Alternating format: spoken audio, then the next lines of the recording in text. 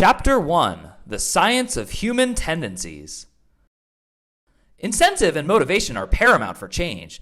Without the appropriate carrot at the end of your own rope, you are unlikely to succeed. But how can you learn what motivates you best? Reading the biography of an Olympian can teach you about their motivation, but understanding yourself is the most important factor in achieving personal goals. My first real goal arose in high school when I was fat and desperately wanted to lose weight. Unfortunately, my attempts to do so were like throwing darts without a target. I'd eat only carrots and fruit for a few days, fail to lose any weight, then give up and drink 6 sodas. I had no continuity. Shortly after my 18th birthday, I ran into a doctor who doubled as a family friend, and he looked me in the eyes and said, "You need to lose weight, and I can help you." His words were magical. I'd had hope, but I'd never had a plan. He told me to cut out white food, like pasta, rice, bread, and other delicious treats I'd been regularly overeating, and replace them with veggies, meat, and dairy, with no limitations on how much I could eat.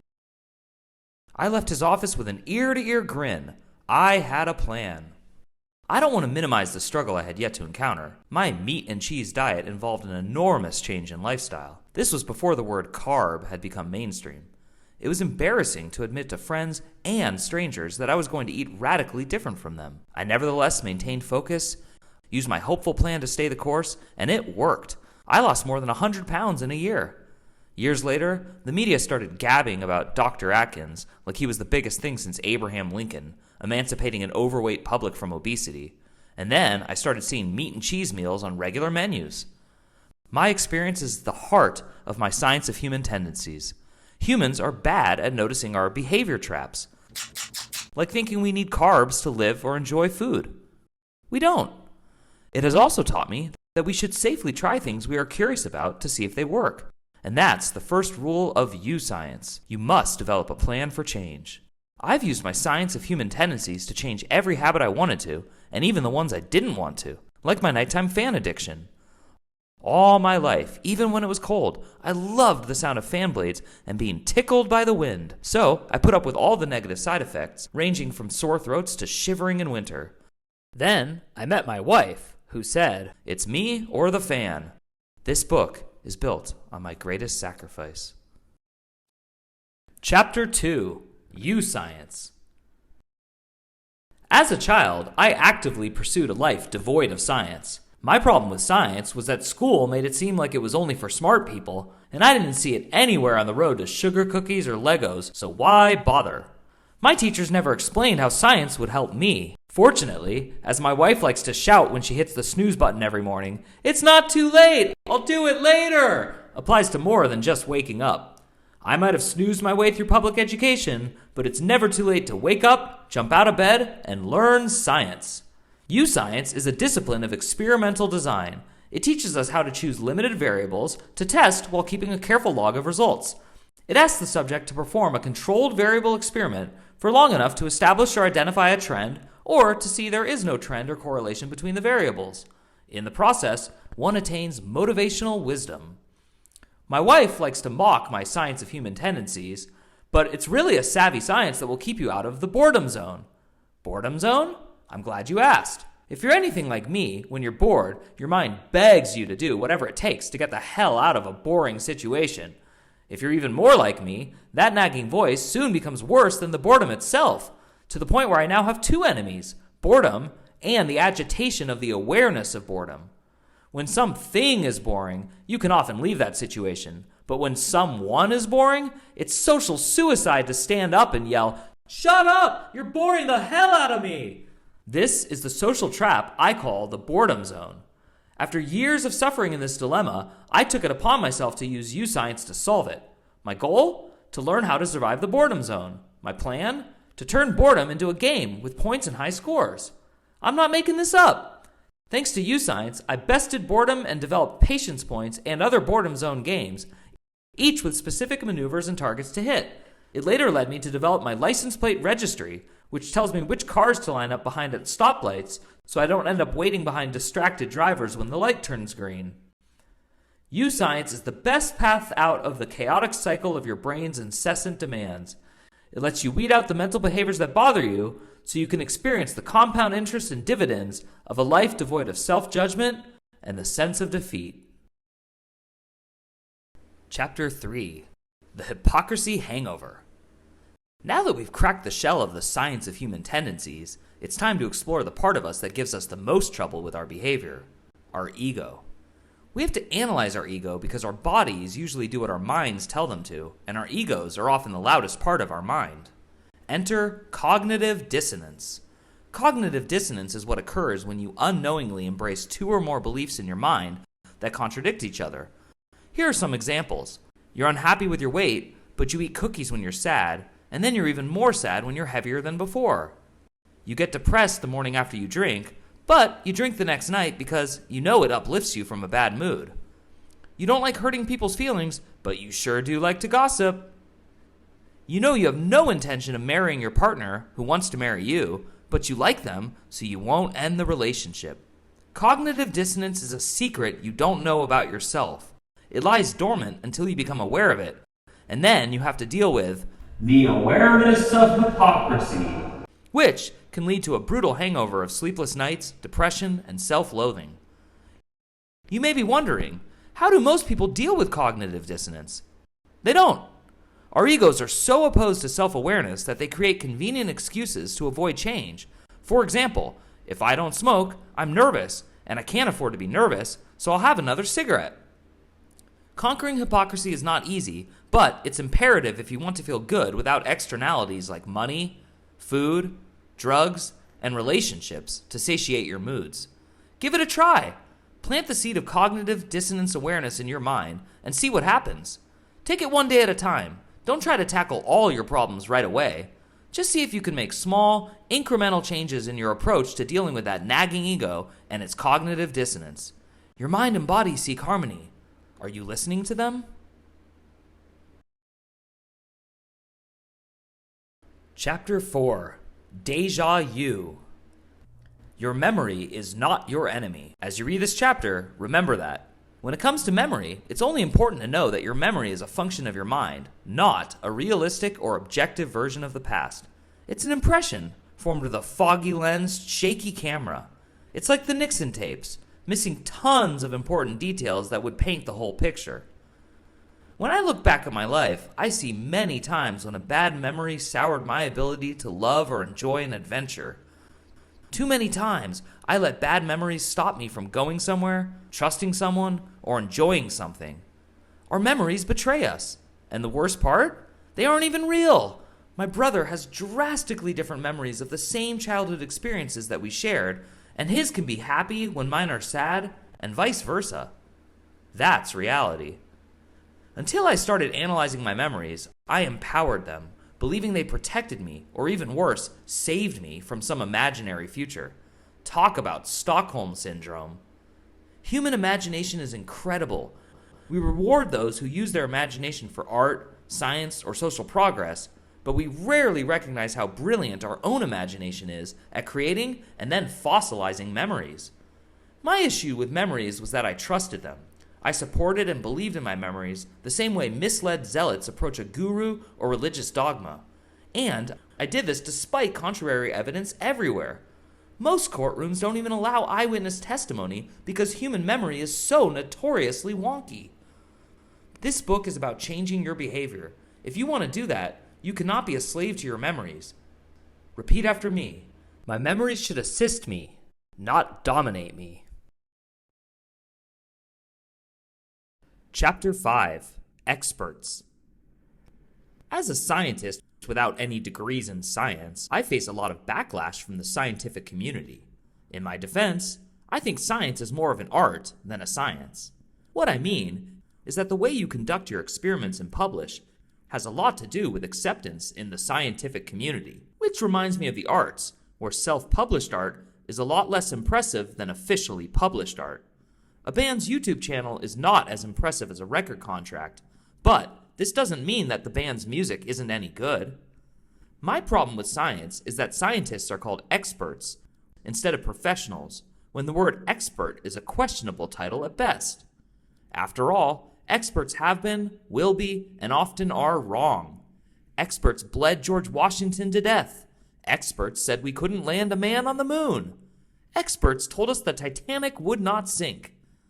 Experts even told us we'd tire of reality TV. Well, we proved them wrong, so why not call them something else? To make matters even more complicated, experts contradict other experts because a common path to expert status is taking down another expert in their discipline. Additionally problematic is that quite often, when someone wants others to believe something, he or she can lie or stretch the truth to prove a point with their "believe me, I'm an expert" stamp of approval. This silliness can only be solved by agreeing that the only way to establish a fact is with rigorous research, using the scientific method, which requires patience, integrity, and a lack of confirmation bias. 3 things that don't sell well to investors, patrons, and the average social media pundit. The truth is that scientists and experts have bills to pay, so they are locked into the same paradigm as the rest of us. The need for money. Which in their industry translates into the need to be right. Therefore, only a homeless scientist can get away with saying, "I don't know the answer to this problem, nor the cause, because, well, it's impossible to amalgamate all the variables, and also because I don't possess the false confidence required to objectify my subjective opinion. I don't know. Most experts are like teenagers. They have a hard time admitting when they're scared, confused, or not entirely sure about something. Opinions are not facts, yet our human minds are obsessed with suckling at them as though they were a lifeline of nutrition. This helps explain cyberspace, where most people seek an echo chamber that confirms their beliefs. When it comes to experts and expertise, we should take it down a notch. Unless I'm mistaken, human survival requires food, water, oxygen, and sleep, not the need to be right. Chapter 6: Lazy Internet Research. Now that we've established the fallacy of expertise, let's delve into some solutions.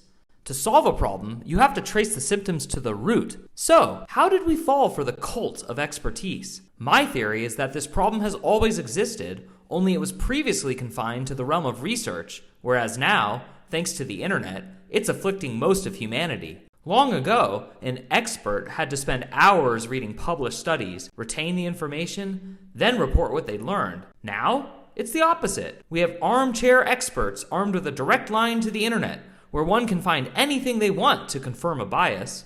If you want to prove that cat litter cures cancer, I assure you a quick flip and swipe on your phone will return at least 4 experts backing your claims. Please, don't eat cat litter. When reflecting on my experiences from teaching, I can confidently state 2 things about human nature and expertise. 1, people listen more when you say things they already agree with. And 2, people tend to agree with people they like. Charisma is king. Our world is full of internet experts, but these people are not experts at programming Java or setting up an ISP. They are braggadociously proud of their ability to quickly find and cite an online article as a source of expertise to prove their own opinion. Lazy internet research, LIR, is an epidemic. The CDC recently estimated that 7 out of 9 internet users suffer from LIR when expounding philosophies, a common side effect of the aforementioned human tendency towards the need to be right. LIR wouldn't exist without 2 pillar platforms, Google and Wikipedia. However, to be fair, the phenomenon achieved critical mass with Twitter, which features limited character space and an upbeat tempo that necessitates fast research and web citations to prove stuff. There's nothing more satiating for a lazy, biased debater than a link that backs up all their claims and absolves personal responsibility. While LIR is most often found on the aforementioned platforms, it is also commonly reproduced on Facebook and Reddit, as well as in group chats and the comment sections in blogs. If you or someone you know suffers from LIR, recovery programs exist, but I think this chapter is all one needs. There are not 12 steps for lazy internet research recovery. There are only 2. 1, admit it's unethical to quote questionable sources as though they were vetted and scholarly. And 2, shut up. Why ask others to validate an opinion? Opinions are like bubbles. They are fragile and short-lived. The more you try to hold on to one, the dumber you feel when it pops. LIR is unethical, but understandable. I mean, traditional research is a pain in the butt. The traditional method requires, first, reading peer-reviewed publications, second, weighing multiple, varied and opposing opinions from said sources against one another, and then, third, after careful deliberation, establishing an informed opinion, which is ultimately still an opinion and not a fact. Sadly, thanks to our ever-increasing cultural impatience, this tradition of due diligence is a relic of the past. A person seems dull and anachronistic if they present an opinion instead of asserting a fact. This is why LIR is the fastest growing trend in psychology. Indeed, the American Psychological Association recently reported that LIR has leapfrogged denial, repression, and blaming your parents on the psychology billboard charts. LIR is a successful contagion because even if an article doesn't fully agree with a claim, one can isolate a sentence or two that proves a point and then use that as evidence, ignoring the parts of the article that don't actually support the argument. For the same reason I don't trust a report about smoking if Philip Morris did the research, or a report on guns if the NRA was involved, I do not trust LIR. I want my research to resemble a noble judge, unbiased and interested in the pursuit of truth. The only reason I'm not a victim of LIR is because I love learning and philosophical contemplation. I love both because I'm a biased moron, and they are the only disciplines that prevent me from indulging in my own stupidity. I thus inform myself by seeking opinions that contradict my own. When an idea hurts my pride, I give it a chance. Conceit is my enemy. There is a famous theory, and I support it, which says reality is perception-based. Basically, if an object looks blue to you, then the thing is blue, even if 10 people tell you that it is red. Humans are nearly incapable of accepting new information if it contradicts their core beliefs. To seek an objective reality, we must open ourselves to as many new experiences and opinions as possible. I always seek the positive, so I suppose LIR experts could be helping the rest of us achieve enlightenment, but I doubt it. If you constantly find yourself telling others to each their own and fair enough, you probably don't have an issue with lazy internet research. But if in the time you read this, you found 20 online sources to contradict me, you may want to oil the door to your mind. Chapter 7. Challenge Theory. One random day in 1989, when I was 8 years old, the ground started shaking and the lights went out. When the power returned, the news said it was an earthquake and proceeded to show devastating footage of collapsed highways, burning buildings, and a broken bridge. I lived in San Francisco, and we had just experienced the big one. My mind next wondered, what can I do to prepare for an event like this? How can I prepare myself, not only to survive, but to cope with what was now my worst nightmare? A world devoid of the modern conveniences I take for granted and think I need to survive. I imagined what it would be like to strip myself of the pleasures that come with a tight, well-oiled society. Things like electricity, water, trash collection, plumbing, and so on. I concluded that while existence without these sounded bad, death was certainly worse. I decided to investigate just how bad it would really be to live without these things. I mean, why not safely test my imagination's paranoia? Enter challenge theory. I next listed other habits and dependencies, then researched how to change a habit. My lazy internet research results were consistent.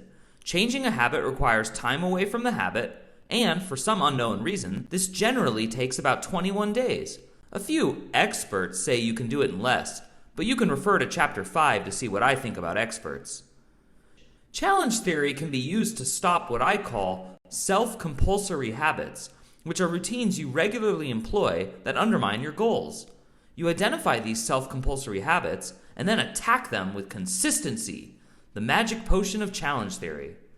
To summarize, we form bad habits, we then get attached to them, and finally, we believe they're normal, and then sometimes, even worse, We think that they are inherent and permanent, which is really just a way of scapegoating genetics in order to avoid accountability. To change most habits is actually pretty easy and only requires an undaunting 4-step process. Step 1. Recognize your unwanted habit. Step 2. Set up a 21-day challenge. Step 3. Track your progress every day. Step 4. Do not cheat or quit. Integrity is your best friend. Step 4 is admittedly the hardest. Just ask my wife, who has reluctantly participated in a handful of challenges with me. No matter how many of these challenges you do, there is a learning curve for each one. For example, you'll want to quit the first few times you miss the comfort of your old habit. Bad habits are like bad ex-lovers. When they're gone long enough, you forget the drama as nostalgia sets in. But this is a mirage. The reality is that things were bad enough that you wanted out. It's important to remind yourself that you are breaking up with your bad habit. The first day is usually easy because you feel motivated and can brag to yourself, and others if you're obnoxious, about your incredible new plan. But day 2 gets harder because you won't normally see immediate results from your sacrifice, and now the glow of optimism has been replaced by a new routine that often feels difficult and unfamiliar. Day 3 is usually the hardest. Your mind will try its best to convince you that you've made a huge mistake and you should contact your old habit to reconcile your differences and get back together. Don't give up. If you have correctly identified a self-compulsory habit and set up a fair challenge, I promise you that at the very least, you will be satisfied with what you learn once your 21 days are complete, even if you decide to go back to the habit. Best of all, when you complete a challenge without cheating, you will respect yourself and never look at any habit or desire the same way again. The next few chapters feature my reflections from my favorite challenge theory experiments. Each one illustrates how I trained myself for 21 days until what once seemed strange became normal. True to their name, it is challenging to deny yourself the comforts of familiar routines. But these sacrifices are worth the confidence you will gain. When you go 21 days without giving in to an unwanted urge, you attain a sense of self-control that no product or outside source can give you. So, what's challenging you? Chapter 8. Champion Logic. I smoked cigarettes in my 20s, quitting once each year for at least a month to prove to myself that I could quit anytime I wanted to, but never quitting forever. The reason I couldn't stay quit was that I kept focusing on results, which is how a loser works towards a goal. I finally quit for good when I discovered what I call champion logic. If you examine the traits of people with sustainable success, they have one thing in common. They hate it when you ask them for autographs. More importantly, they obsess over form and routine, but not results. Most unsuccessful people are the opposite. They want to be asked for autographs, and even worse, they are result-oriented, which poisons their ability to persevere through a long-term goal. But let's not waste our time talking about losers. The focus of this chapter is on the heroes we admire, who use champion logic to succeed. These virtuosos of victory know that the road to success is not a road, it's a tunnel that you dig, and it's usually desolate, lonely, and terrible. But it's the only way to get where no one has been before. In case you're getting confused, I'm not talking about ordinary, successful people. I'm talking about champions, a totally different breed of humans who live in a world of their own. These titans of triumph are not satisfied with being good, excellent, amazing, or any other superlative for greatness. They are only focused on one thing, being the best. Champions are diligent and efficient, which means that, unlike losers and worrywarts, they anticipate and even look forward to both failures and mistakes. How do they do this? They make and practice multiple plans for success to use as they edge their way to the top.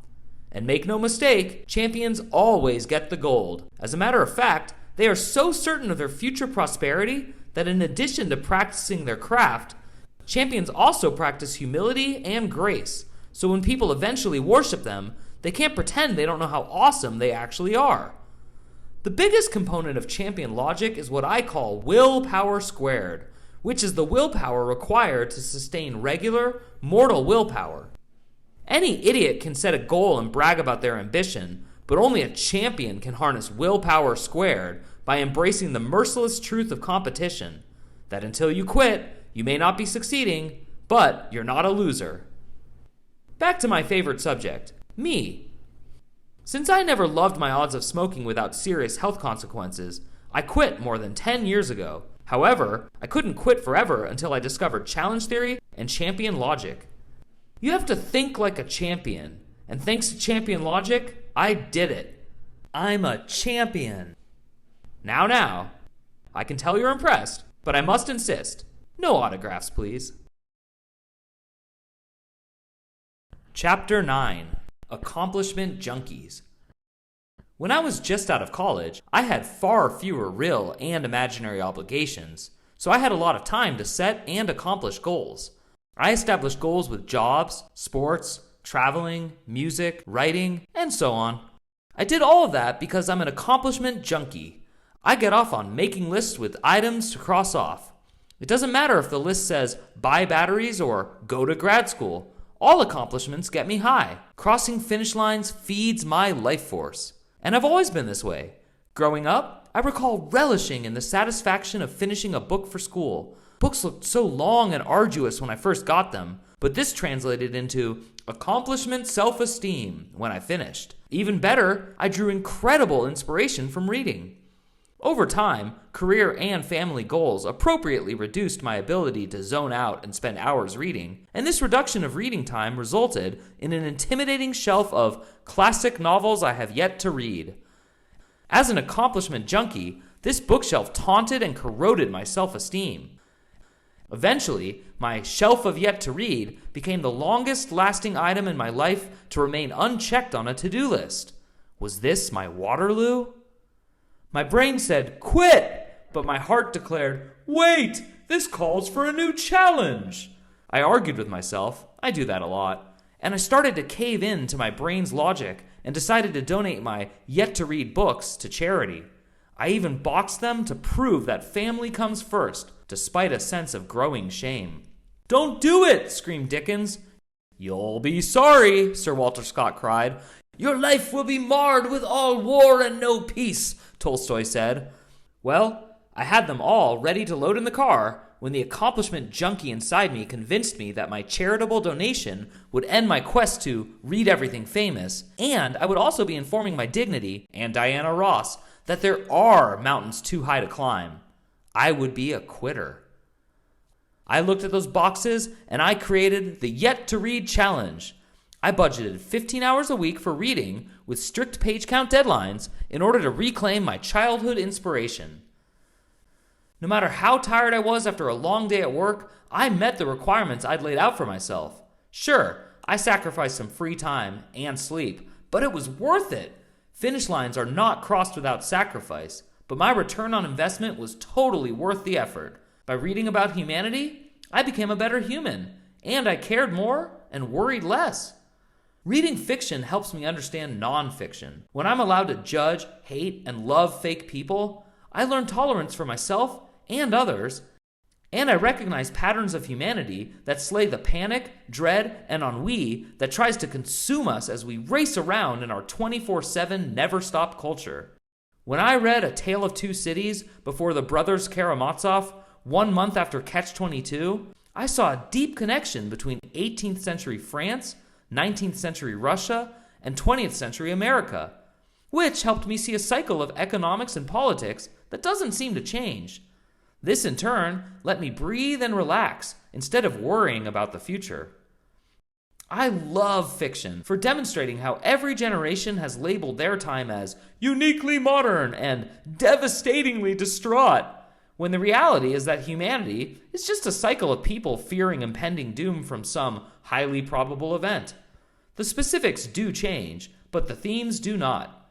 My advice? You have nothing to fear but the aggravation from fear-mongering. If you're afraid of the future, you may be living a life without accomplishments. I suggest you stop worrying and start making lists. Chapter 10. The No Blanket Challenge. I've always had trouble falling asleep and staying that way, but most of all, I failed big time at the so-called art of sleeping in. The only thing worse than having issues with sleep is telling someone you have an issue, since everyone in the world thinks they are an expert at helping other people sleep better. Don't believe me? The next time you're out, say to someone, "I have trouble sleeping." Then watch that person turn into a first responder. Have you tried hot tea? Have you downloaded the latest mindfulness app? I've read that if you snort crushed gerbakatu root mixed with decaying cockapoo turds dried in the northernmost point of the Teton mountain range, it'll cure any sleep issue. These people are trying to help, but every adult with sleep issues has tried every remedy out there. Think about it. If you have trouble sleeping, it's a big liability. It's like having an issue with drinking water. Sleep is a necessity. If you have trouble with it, you suffer. It's also a huge market, so if there was a good cure for what ails us insomniacs, we'd all know about it. You've seen how many billions Viagra makes. If there were a sleeping aid for the common insomniac, there'd be a NASCAR team and other athletes endorsing it. I've tried it all. Hot tea, natural herbs, sprays, pills, booze, meditation, you name it, I've tried it, and it did not work. I do have my tricks, though.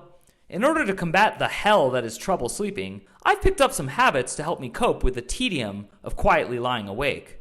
One is to wrap a thick blanket around my head so I hear the same noise as when you hold a seashell up to your ear. But this only helps me fall asleep, since the blanket doesn't stay tight around my ears when I eventually change positions. I can't explain it, but a consistent noise calms my mind and helps me sleep. Good sleepers never understand what I mean by the following, but the noise of a quiet room is a distracting, terrible noise. And not just any noise works. Snoring, for example, is worse than silence, as it's inconsistent and I need consistency. One noise at one volume all night long. The best noise for sleeping is a fan, but there are 4 problems with fans. Problem 1, it can get cold with a fan on, especially in winter. Which leads to problem 2. If you sleep with someone, they must willingly sleep in your Arctic chamber of death, risking a dry mouth or sore throat. Problem 3, believe it or not, some people hate the noise of a fan. This means your partner has to also go along with your psychotic noise plan. Problem 4, travel.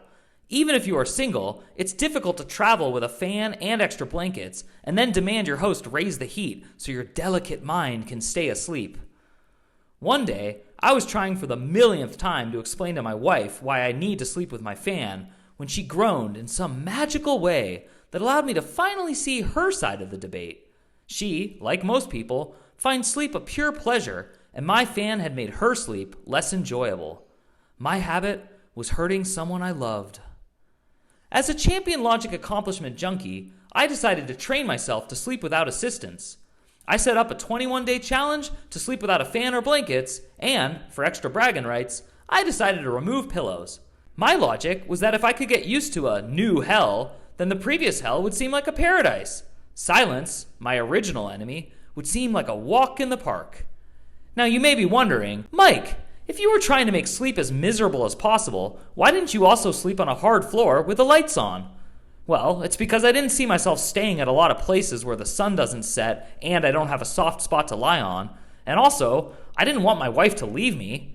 It was enough to ask her to let me sleep on top of the bed for 21 days. She did love the no fan part, though. Night 1 was the worst. Well, unless you count nights 2 through 21, which were equally awful. Without any noise, falling asleep was excruciating, and staying asleep was impossible. Every night, I'd wake up cold and willing to trade my loved ones for a sliver of a blanket, and without any noise, I couldn't ever get back to sleep. And the lack of pillows ruined sleeping in. The moment the sun rose, I had nowhere to hide my eyelids. Even worse was my neck, whose muscles must have a private workout when they don't have a pillow to rest on. I woke up most mornings with neck cricks that lasted until the mid-afternoon. Which raises a larger point. How have we learned to clone animals but failed to solve neck cricks? When this challenge finally ended, while I did miss my pillows and blankets, I was ready to marry my fan. In 21 days, I didn't even come close to curing the mystery of silence. The only benefit from this challenge is that if an apocalypse does occur, and I survive to inhabit a world without pillows, blankets, or electricity for fans, I imagine most people will be flipping out when they can't sleep, while I'll be thinking, this sucks, but I've done this before. Chapter 11. the Cold Shower Challenge. I love to read about dieting. I'm always willing to read an article or even a book on what I call fad diets, ever in search of a cure for my insatiable food hole. I even thought I'd read about all the diets out there until I came across a book that casually mentioned how ice baths and cold showers can accelerate weight loss. Ice baths? My delusional mind screamed. That sounds painful. Tell me more. Turns out there's a whole movement centered on the health benefits of nearly freezing your body. It's not about full freezing, mind you. These people are all about just a little freeze, not hypothermia or frostbite. They suggest exposing your body to temperatures that shock the system into producing a special blood count that... Who has time for details? I just wanted to try a new weight loss technique. So I finished the chapter and decided to create a challenge to measure the impact of ice baths on weight loss.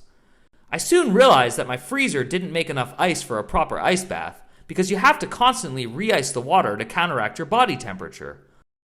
Luckily, the book had mentioned cold showers for those who wanted to cut to the chase, so I challenged myself to take cold showers every day for 21 days with a few parameters. Rule number 1, no dainty showers. This is when you stand far from the cold stream and cup water into your hands, then dump it on yourself to avoid feeling cold while rinsing off the soap and shampoo. A trick I'd learned for when my wife uses up all the hot water supply. You know, the usual if you marry someone from Miami. Look, I love my wife and the fine city of Miami, but their culture does not teach conservation.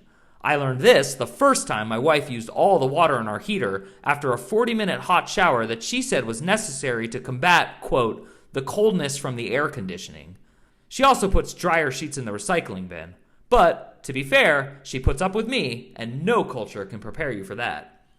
Rule number 2, my showers had to last 10 full minutes, with the dial turned all the way to cold. The book had promised that, at best, this would help me lose 0.2 pounds a week, but only with these strict parameters. But that's champion logic. You don't get the gold in swimming unless you're dedicated to that ever-important nanosecond.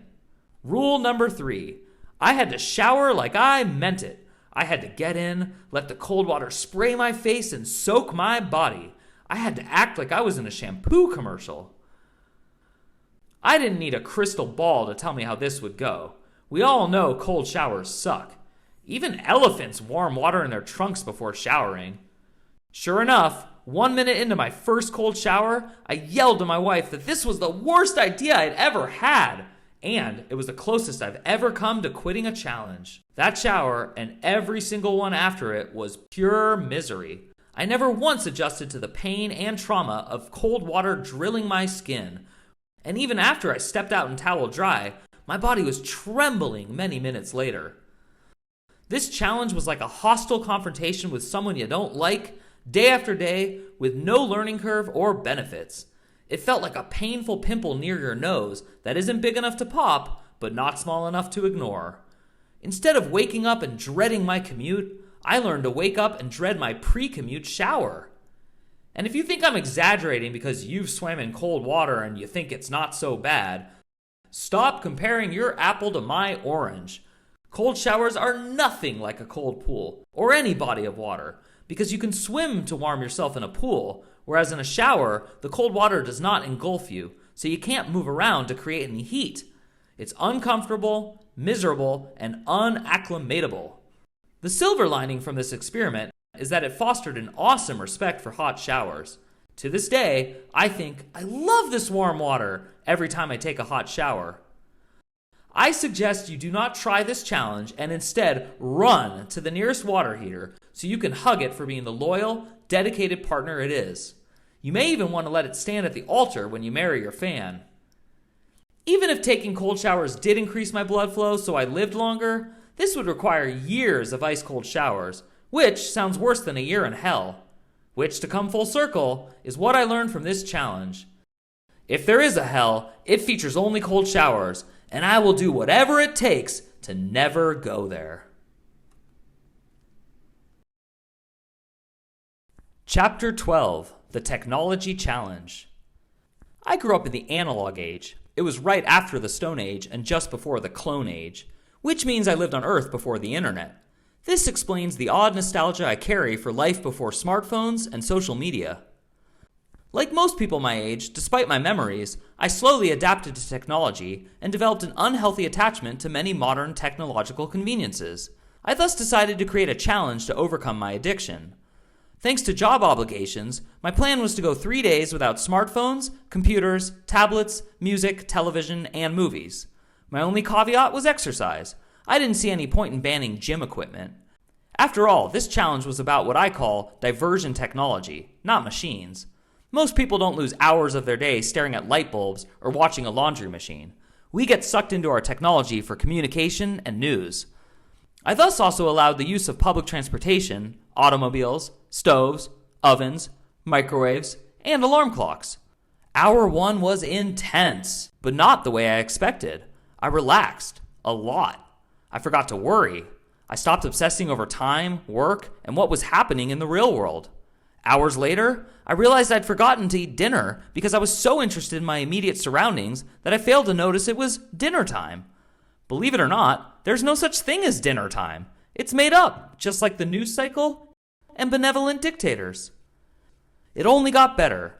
Later that evening, instead of playing with my phone while the TV rambled in the background, I read 140 pages of a new book and then played guitar for an hour. The next day, I had intelligent, face-to-face conversations with my friends, played with my dog more, and then patiently thought about stuff I normally don't have time to consider. Like, why is October the 10th month when octo is Latin for 8? Instead of looking for notifications on my phone, I reflected on life, which led to philosophical contemplation and self-awareness. I reconnected with my nearly forgotten inner child, who had been exiled from my reality thanks to diversion technology. My favorite moment from this challenge was when I missed my metro stop because I was so absorbed in my thoughts.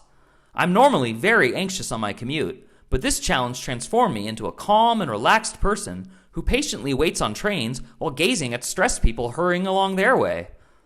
I've always loved diversions from reality. My first love was radio, then television, and at 26, I bought my first smartphone, which might as well have been my first crack pipe because nothing on earth is better at distracting me from my hobbies than my smartphone. Because this challenge only lasted 3 days, I came out of it still addicted to technology, but I did gain some shifts in perspective. My main takeaway is that nothing is actually as time sensitive as we think it is. I don't need to check the weather every hour. I don't need to read posts about what others are doing with their day. And the news is not nearly as important as human interaction. I left this challenge with a new strategy for dealing with that itchy sensation that is my desire to pull out my phone the moment I feel bored. I now ask myself, am I trying to kill time? And if the answer is yes, I leave my phone in my pocket and do something more productive. Like going to a laundromat to watch the machine spin.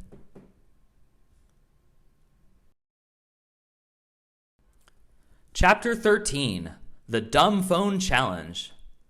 For many of you, the following may sound like it's coming from a caveman, but believe it or not, I once lived in a world that had never heard of a cell phone, let alone a smart one, or a watch that tells you how much weight you're losing while helping you boil pasta and file your taxes. When I was a kid, doctors only warned us about cigarettes, crack cocaine, and heroin. No one had the foresight to warn us about the impending dangers of screen time, texting while driving, and phantom vibration. Not to mention the heart palpitations that arise when you drop a phone, misplace a phone, or leave the house without your phone. The majority of us have become slaves to our phones, watches, tablets, computers, and or whatever new device has been invented since this book came out. These machines are afflicting our attention span and inhibiting our ability to relate in person, and we are literally killing each other when we drive and use them. What gives? There are a lot of theories on technology addiction, but the one that most captured my attention was what I call casino theory, which explains how casinos use bright lights and pleasant sounds to captivate and lull patrons into a state of rapture, which diminishes their awareness of time. In theory, our phones and other devices have a similar effect on us. This sounded reasonable, but I had another problem: my attention span. At that point in my life, I had developed a pathetic routine anytime I had a free minute. I'd pull out my phone, check my email, social texting apps, news app, podcast feed, and if I had more time, I'd play a game or dive into an unnecessary internet article to kill time. I did this everywhere, on elevators, in lines, during TV commercials. It got so bad I found myself checking my phone in the bathroom. It was embarrassing, even if no one else noticed. I therefore wasted no time in developing my dumb phone challenge, vowing to delete all non-essential apps from my phone, in addition to removing color, vibration, and sound, with one exception, the actual phone app, since a phone only works if it rings. Even Alexander Graham Bell would agree. It took me about 5 minutes to do all this, at which point my phone became as enticing as listening to some old fart in a book tell you all about life before the internet. 10 minutes later, I wanted out. And during the next 3 days, it only got worse. My metro commute was intolerable, grocery lines became a death march, and I found myself trying to catch sports scores by looking through the windows of sports bars. On day 4, however, things shifted, and I started to get used to my dumb phone life. I stopped thinking about my phone, which gave me a sense of freedom. It was like the feeling you get after you return home from a long day at work and get to kick off your shoes and relax. There were certainly some negative aspects of this challenge, though. I couldn't show someone a photograph on my phone without launching into an explanation for its lowered brightness and lack of color, and picture texts and memes looked like they were from the Civil War era. But this was a small price to pay for an improved ability to focus on the present. Unlike some challenges that didn't work, I'm looking at you, cold showers. When this ended, I had no desire to re-download most of my old apps. Cutting apps and deleting notifications and color from my phone taught me exactly what I do and do not want out of my phone. And the answer might surprise you. I learned that, oh, wait, can you hang on a sec? It's my turn on Words with Friends. Chapter 14, The Patience Points Challenge. Patience. What the hell is patience? For me, it's a virtue I want to learn, but can't understand. If patience were like skiing, I'd be the idiot who can't even get on the lift. The worst part of patience is that acquiring patience requires patience. I'm impatient, but not stupid, so I understand that I don't need to rush to catch a green light, since even with red lights, I'll eventually get where I'm going. I can handle waiting. My issue is more nuanced. I am impatient with patient people. Look, I'm all for free will. I accept that others can move at whatever pace they want to, but waiting for someone to do something inefficiently is beyond my ability. For example, I cannot wait in a line with any patience if I can tell that the reason I'm waiting is an inefficiency in the management or policy of that service. My ego is a horrifyingly entitled monster that blames others and begs me to do selfish things like taking the last slice of pizza, cutting in line, and taking second servings when others are eating their first. Despite my desire for change, for many years I couldn't think of a patience challenge because cultivating patience is not like taking cold showers, sleeping without blankets, or depriving myself of technology. Then one day, I hit my limit for impatience at a fancy scotch tasting when the host asked us to wait 30 minutes until he had finished his indulgent lecture before we could try any. I realized the only way to cope was to incentivize patience in such situations. I theorized that if I combined my competitive nature with my love for accomplishments, I'd get all the motivation I needed. Hours later, I emerged from my lab with a rewards program for impatient people. I called it my Patience Points Program. I made a list of common situations that require patience, then rated them to develop a formula for patience points to collect every time I survived a difficult situation. 1 week in, I was hooked. I got 5 points for not honking at a car that didn't go when the light turned green. 10 points for not using reply all to scold a person who used reply all to an email. 20 points for sitting through a lecture, like that Scotch one. 25 points for listening to my wife tell the same story for the 100th time. 50 points for letting my dog lick my face over and over again. 100 points for waiting for someone who was chronically late. And so on. The best part of collecting patience points is sharing my results and bonding with my fellow impatient friends. Impatience may not be curable, but thanks to my Patience Points program, it is manageable.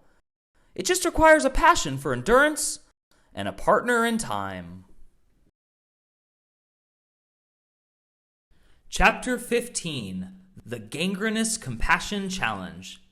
Once upon a time, while moving between houses, I cut my right thumb and didn't wash it. It then swelled into a giant green ball, thanks to gangrene. I thought it was a bruise, but my dad told me I was wrong and to seek medical aid.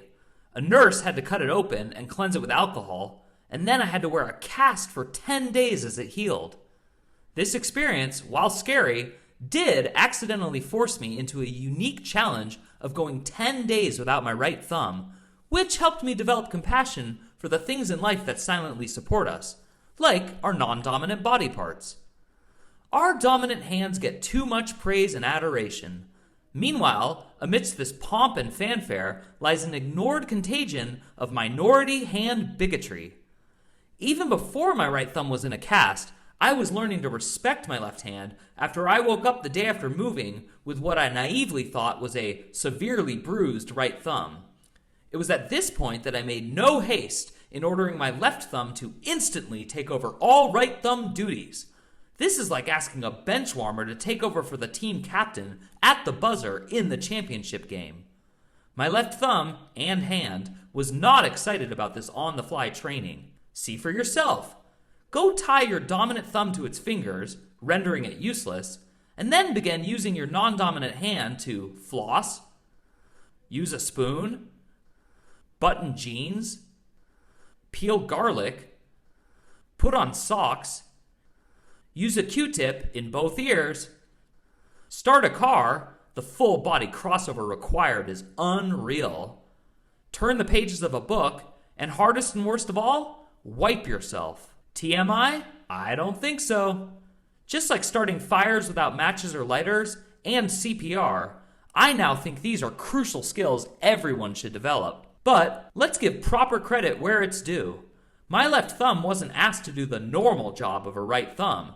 It got cast as the lead role in a house move and had to fly solo as I directed it to hammer nails and install curtain rods into drywall. Then, because I can't sit still, I used it to assemble a barbecue grill. Halfway into the longest, hardest, and most utterly pointless grill assembly of all time, I noticed that my left thumb was doing a decent job, but my right hand's work as a temporary support hand was worthy of termination without pay. Talk about a spoiled diva. Our culture has a lack of respect for the things in life that tirelessly support us. When's the last time you tipped the cook at your favorite restaurant? Have you ever stopped to thank the service crew who attend to porta potties? How many drummers and bass players can you name? These quiet heroes deserve more respect, as do our non-dominant body parts. Darwin never said, "The dominant thumb drove evolution." I suggest this challenge for everyone. Even if you only go one day using your non-dominant hand, you'll stop taking it for granted as it faithfully executes its grunt work.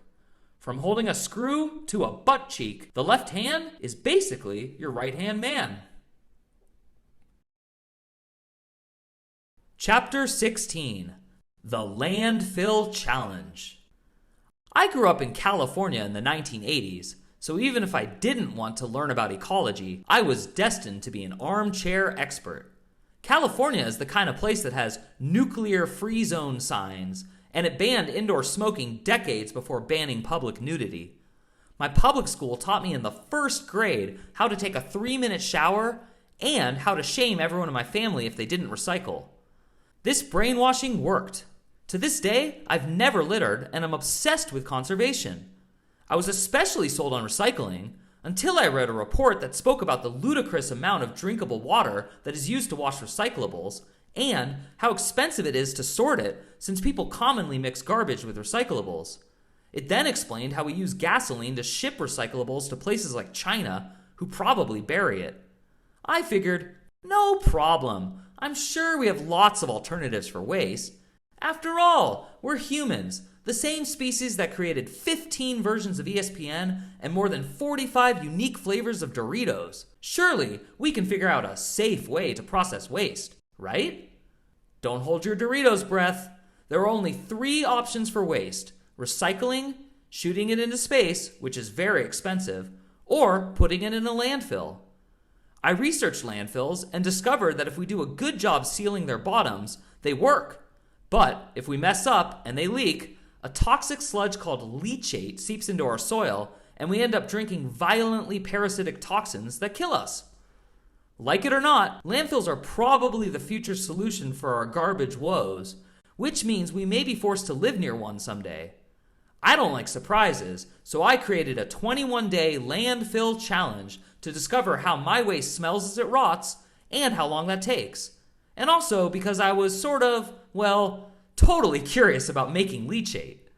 But I couldn't start without my wife's permission, since she would have to participate. Now, my wife loves and supports me like no other human, but this was a lot to ask. What about the stench, she demanded, and what if there are bugs? I smiled. It's January. It isn't hot enough for bugs yet, and the stench? We'll keep the trash in the guest bathroom, and I'll scrub it clean when we're done. She agreed, but I wasn't dumb. I wanted to simulate a landfill, not risk death, so I drafted 3 rules. Rule number 1, for leachate safety, all trash would be kept in the guest bathroom. Rule number 2, for odor authenticity, all trash had to be single bagged, and there would be no use of Febreze, Lysol, incense, or any other deodorizers. Rule number 3, the byproducts of all food must remain in the house, which was to stop my wife from composting food scraps outdoors in a desperate attempt to mitigate the odors. What surprised me most in this challenge was the nuances of my waste. There's a company named after a rainforest that uses cardboard from trees to ship their wares, and by the end of this challenge, our bathroom was overflowing with boxes from them. This also changed my attitude towards food scraps. When you know the end of a carrot will be rotting in your house, you chop a little closer to the butt.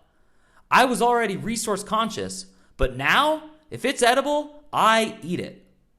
When this challenge ended, I was disappointed because we failed to create leachate, and the smell, while awful, was not as bad as I'd expected. My old roommate's hockey bag smelled worse. On the bright side, since our marriage survived this, I know it can survive anything. I'm now waiting for the cost of shooting trash into space to go down so I can develop a space trash challenge and then pitch it to my wife.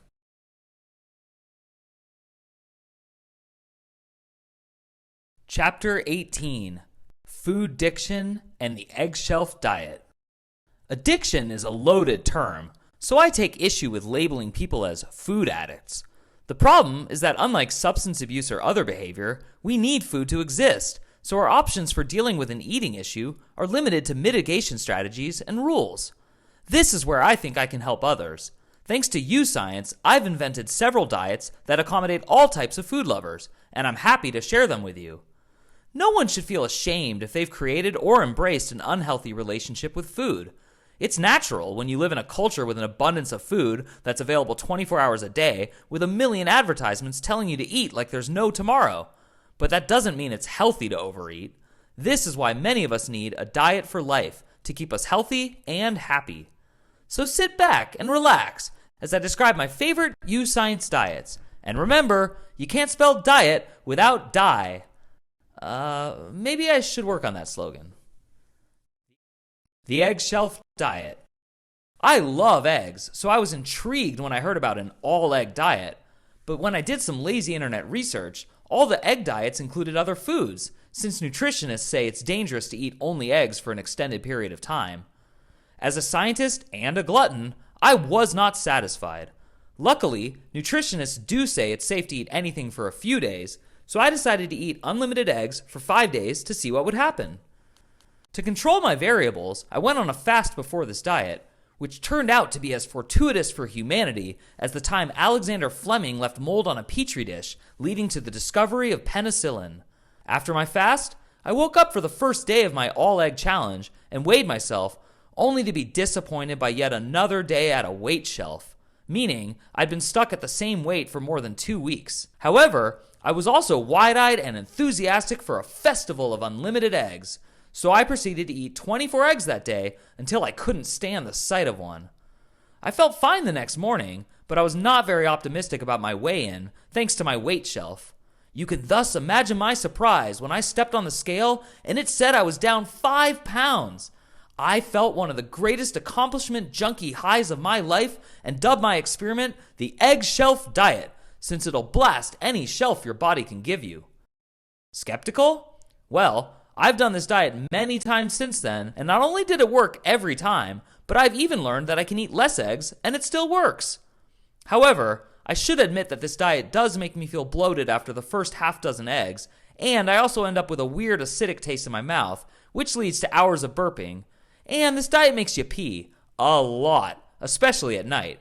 However, that bloating, burping, and loss of sleep is worth the weight loss. Oh, and this diet doesn't lead to more weight loss after that first day, so limit it to a 48-hour fast followed by a day of eggs. Are you egg-cited?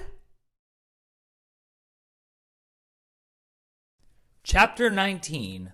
The No Food and Cheat Day Diets. The No Food Diet.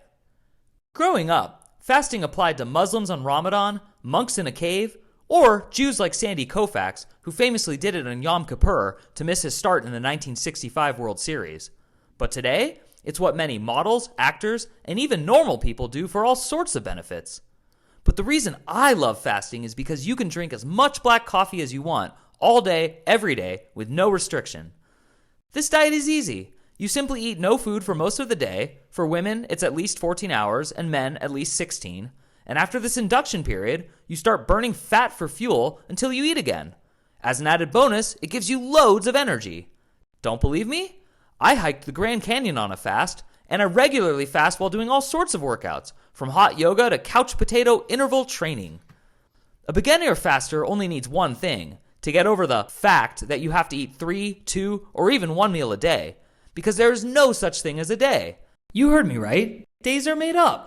Of course, we can divide the cycle of Earth's spin into a 24-hour period, but your body doesn't care.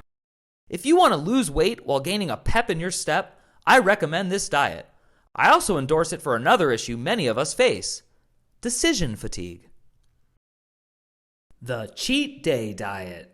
The premise of this diet is to eat healthy 6 days a week, but then, in return, you get to eat however much of whatever you want every week on a cheat day. What's a cheat day? It's all your favorite holidays combined, but weekly. It's a full, unrestricted day of eating as much as you want for as long as you're awake.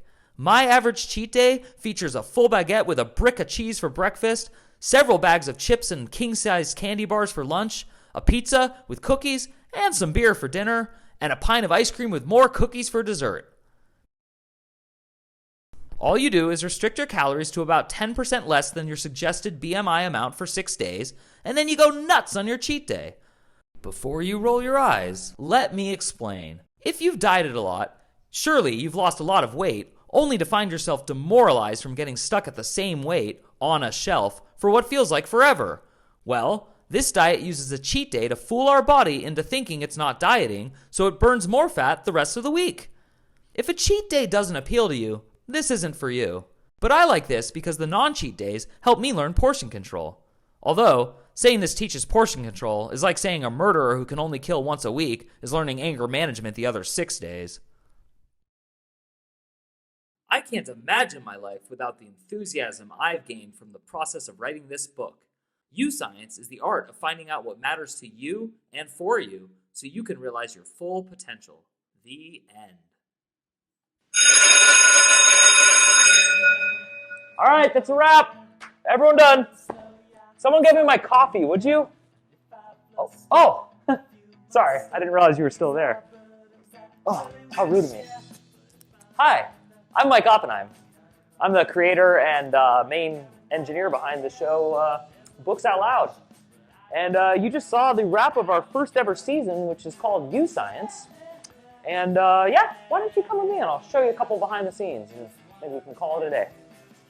First of all, you can see Pablo, our loyal fan. How you doing, buddy? How you doing? Hey, get his trainer in here. Get him off here. Give him a bath. Come on, follow me. Next, as you'll see, we have the office studio. You can see the famous lab board.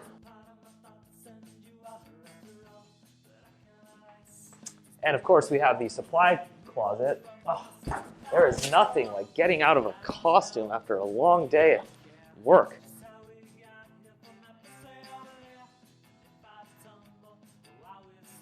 Come on. Well, got my kilt. Gas mask, anyone?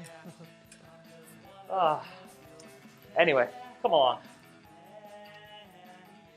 Well, I think the only sad part about the end of this film is that I did promise my wife that when this was done, I'd get rid of her. You.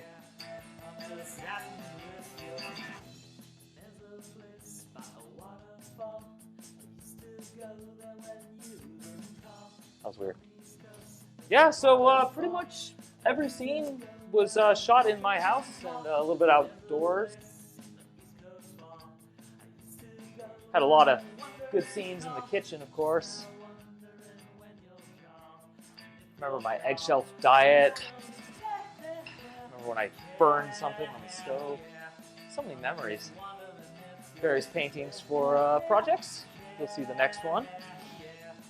Oh, hey guys, I didn't know you were in here. Yeah, sorry. Just say hi to the camera. All right, I'll be back in a little bit. Yeah, I'm just taking it out. And of course, we have the backyard here.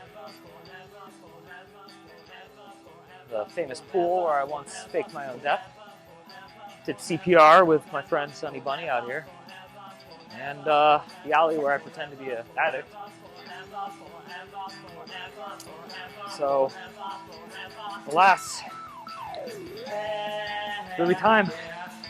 Just gonna try new time. I'm just wondering if you I'm just telling you I don't care. I'm just telling you I don't. I'm so sorry. I didn't mean to. Tell you what, let's just go. Let's make a break for it. They'll never know.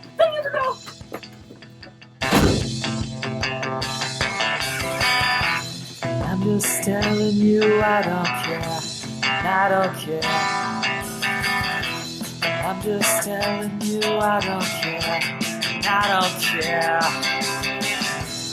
I'm just telling you I don't care. I'm just telling you I don't care. Forever.